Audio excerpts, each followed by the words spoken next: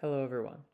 Although this isn't named the Quality Control Manager course, like some other manager-specific courses, this is the sanctioned course for quality control managers.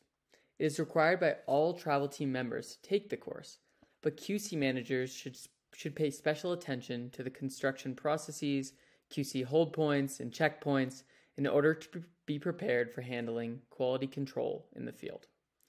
QA, quality assurance, or QC, quality control, is an absolutely essential part of the build process to ensure structural integrity and proper accounting. In addition to completing the QC forms, the entire drawing set should be redlined with as-built dimensions, paying special attention to the critical dimensions mentioned in the QC forms. An example redline drawing set is attached below for your reference. Almost every dimension will be slightly different than in the design. That is okay. Just make sure it is within tolerance, or you should reach out to the DEIC.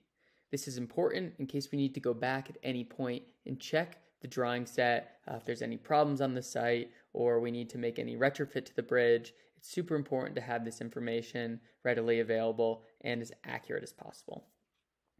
Now, quality control should be performed alongside the construction process. Not only are there hold points that should not be passed unless all structural elements are of sufficient quality, but it can lessen the chance of large construction errors by taking as-built dimensions and QC along the way.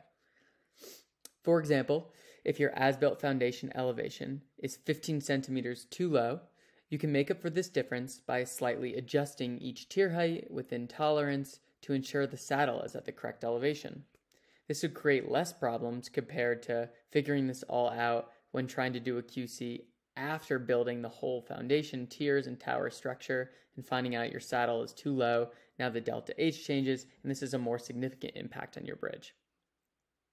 So you'll want to work with the construction manager, design manager, and project manager closely throughout the process, and of course with your bridge core and DEIC to make sure that all quality control is being met.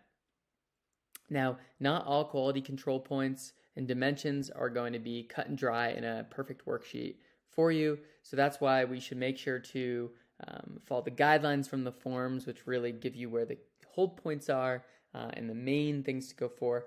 But as you're redlining the drawing set and you're adding the tier dimensions, be specific about where you may have taken the dimension. Is it in the middle of the tier, on the edges? Take both dimensions or take the average of those dimensions. Make sure that you specify how you did that on the form, depending on the variability of the construction. That is up to the QC manager for interpretation, but you really should be marking down as much as possible. It doesn't need to fit in a perfect worksheet.